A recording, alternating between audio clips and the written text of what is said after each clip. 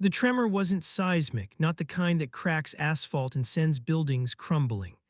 It was a shudder, a ripple that started in my chest and radiated outwards, stealing the breath from my lungs and freezing the blood in my veins. It happened when I saw her not across a crowded room, but illuminated by the harsh, sterile glow of the hospital waiting area. My name Kai was called not for me, but for her, for a woman I'd never seen before, a woman whose name, whispered by a distraught nurse, was Alara. Next of kin for Alara Vance, the words echoed, a hollow, accusatory sound that seemed to accuse me of something I didn't know I'd done. See, I'd been there for my own reasons, a routine checkup that suddenly felt utterly inconsequential. But as I watched the nurse's face, etched with a kind of weary pity, and saw the way she looked at the empty chairs, a strange, terrible certainty settled over me. I wasn't next of kin, I wasn't even an acquaintance. But something, a pull so strong it felt like gravity, compelled me to stand. I didn't know why I did it, but I said, "That's me." The nurse's eyebrows shot up, a mixture of disbelief and hesitant relief. She ushered me into a small, sterile room, the air thick with antiseptic and the unspoken weight of impending loss. Ilara, she explained, had been in a terrible accident, a head-on collision. Her injuries were severe and she was unconscious. The nurse handed me a crumpled photograph, a snapshot of Ilara laughing, her eyes crinkled at the corners, a cascade of auburn hair framing her face. In that moment, a bizarre, impossible thought took root. I knew her. Not in the way you know a friend or even a casual acquaintance, but in a way that felt ancient, primal, as if we were connected by an invisible thread woven through lifetimes. It was a feeling so intense, so inexplicable, that I almost dismissed it as a hallucination, a side effect of the sterile atmosphere and the overwhelming emotions. But then the nurse gave me Alara's personal effects, a worn leather journal and a silver locket. Inside the journal, the first entry was dated years ago, and it began, "To the stranger I dream of, the one who feels like home." My breath hitched. This was not a coincidence. This was something else, something that defied logic and reason. And then the locket. When I opened it, there was a tiny, faded picture of me as a child, a picture I had lost years ago. How could she have this? I was a complete stranger, yet she wrote about me, dreamt of me, and carried my childhood photo close. The twist. Alara was not just a stranger, she was a stranger who knew me in a way I couldn't comprehend.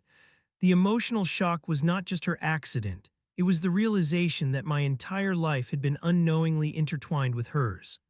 The hospital room was a stark white canvas against which Alara's pale form lay, a fragile silhouette against the crisp, sterile sheets. I sat beside her, the worn leather journal clutched in my hand, the pages filled with her thoughts, her dreams, her yearning for a connection she couldn't name. Each entry was a whispered secret, a fragment of a puzzle I was only beginning to assemble. She wrote of a recurring dream, a vivid tapestry of a sun-drenched meadow, a whispering willow tree, and a figure, always indistinct, always just out of reach, but always radiating a sense of profound familiarity. She described the feeling as a knowing, a deep-seated certainty that this figure, this stranger, was her other half. As I read, a strange sense of déjà vu washed over me, a feeling that I had been here before, in this very room, in this very moment. It was as if the words on the page were unlocking memories I didn't know I possessed. I remembered a meadow, a willow, a feeling of longing, a sense of incompleteness. I remembered her, not her face, but her essence, the warmth of her spirit, the gentle cadence of her laughter. The journal revealed a secret. Alara was not just dreaming of a stranger, she was dreaming of me. The dreams were not random fantasies, they were shared experiences, a connection forged in the ethereal realm of sleep. And then another twist, buried deep within the journal, a sketch, a detailed drawing of a peculiar silver ring, a ring I recognized instantly. It was the ring my grandmother had given me, a family heirloom lost years ago. How could Alara have known about it? How could she have drawn it with such precision? The journal spoke of a past life, a shared history, a love that transcended time and space. The entries became more intense, more desperate, as if she knew her time was running out. She wrote of a premonition, a sense of impending doom, a feeling that she was being pulled away, that the thread connecting us was about to snap. I found a loose page, a frantic scribble, a plea, "Find me, stranger, find me before it's too late." The words were a desperate cry, a haunting echo in the sterile silence of the room. I felt a surge of panic, a desperate need to reach her, to pull her back from the edge. I placed the ring on her finger, the cool metal a stark contrast to her warm skin. As I did, her heartbeat, which had been erratic and faint, steadied, a slow, rhythmic pulse that echoed in the silence. The monitor beeped with renewed vigor, a sign of life, a fragile flicker in the encroaching darkness.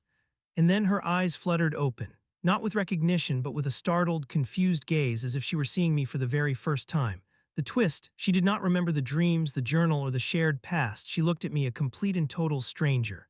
The love she wrote about, the stranger she yearned for, was gone, erased, leaving behind only an empty vessel. The silence in the room was heavier than any physical weight, a suffocating blanket that pressed down on me, stealing the air from my lungs.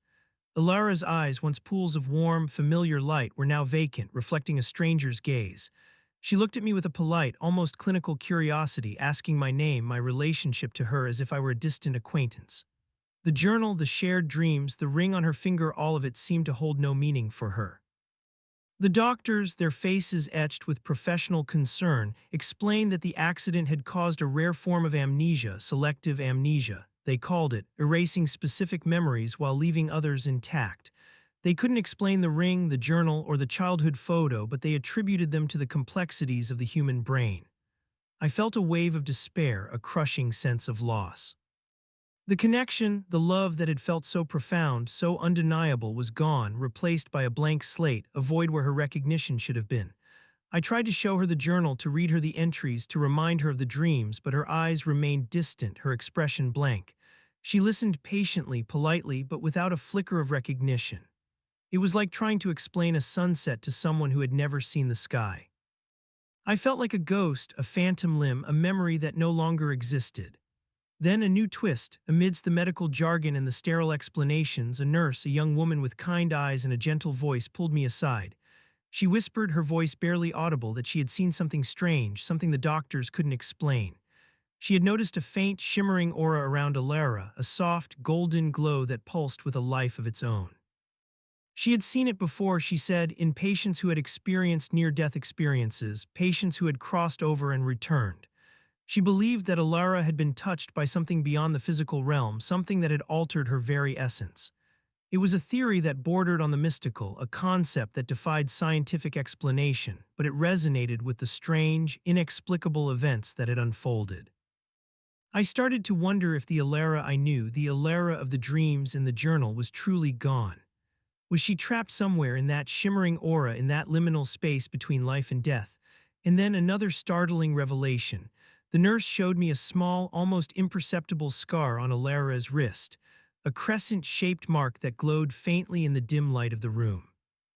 It was an exact match to a scar I had on my own wrist, a scar I had gotten as a child, a scar that had always felt strangely significant.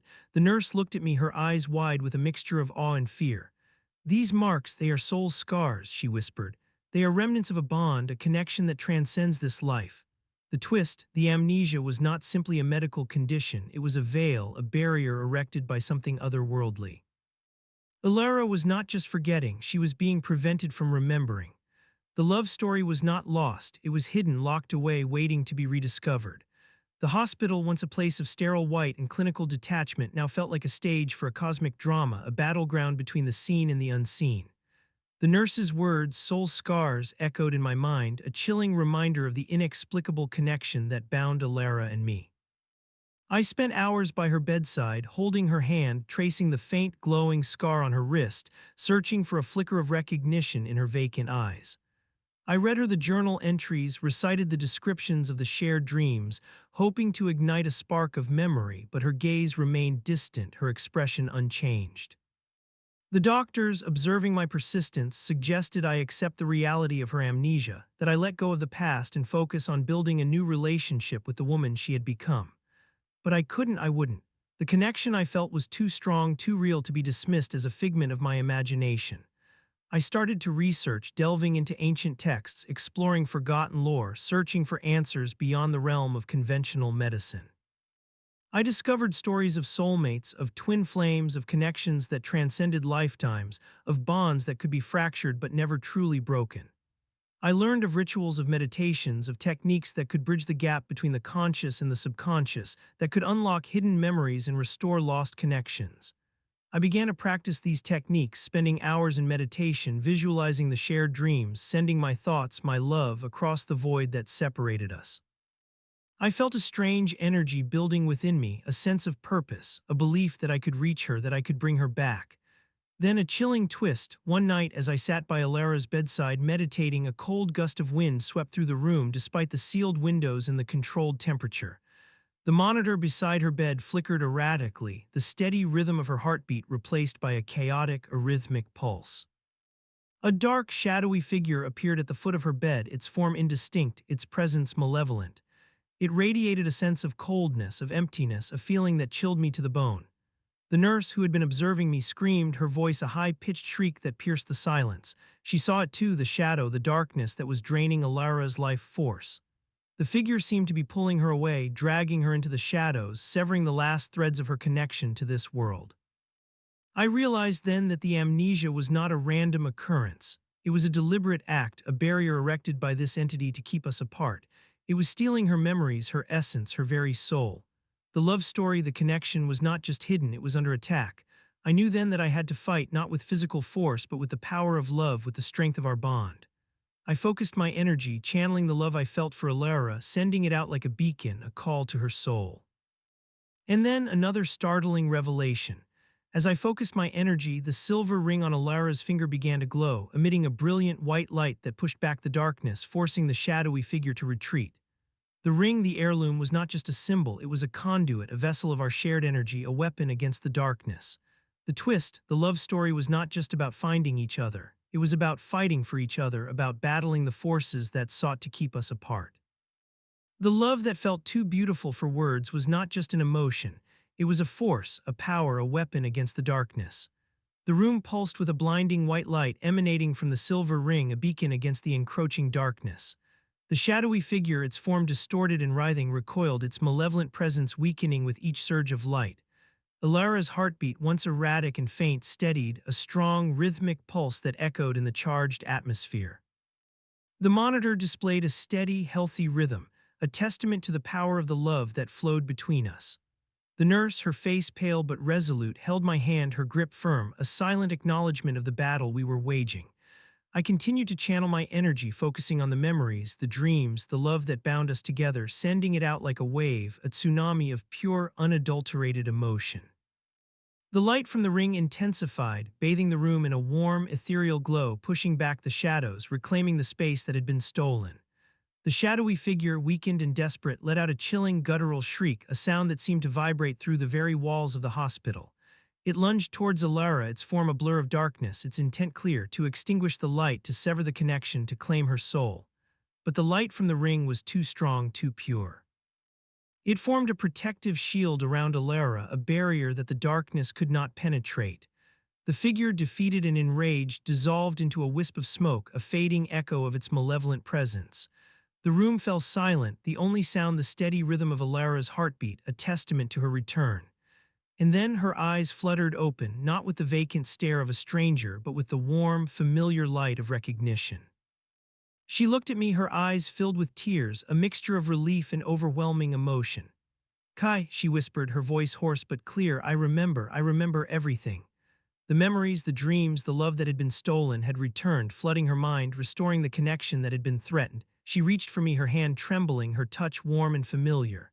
The soul scars on our wrists glowed faintly, a testament to the bond that had survived the darkness. And then the ultimate twist. As our hands touched, the silver ring, the conduit of our shared energy, dissolved into a shimmering dust, scattering across the room like stardust.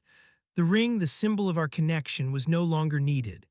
The bond was no longer reliant on a physical object. It was ingrained in our very souls, a love that transcended the physical realm. The love story, from strangers to lovers, was not just about finding each other. It was about reclaiming each other, about battling the forces that sought to keep us apart, about proving that love in its purest form was a force more powerful than any darkness. The love was not too beautiful for words. It was too powerful for any earthly constraint, a love that existed beyond words, beyond lifetimes, a love that was, in its essence, eternal.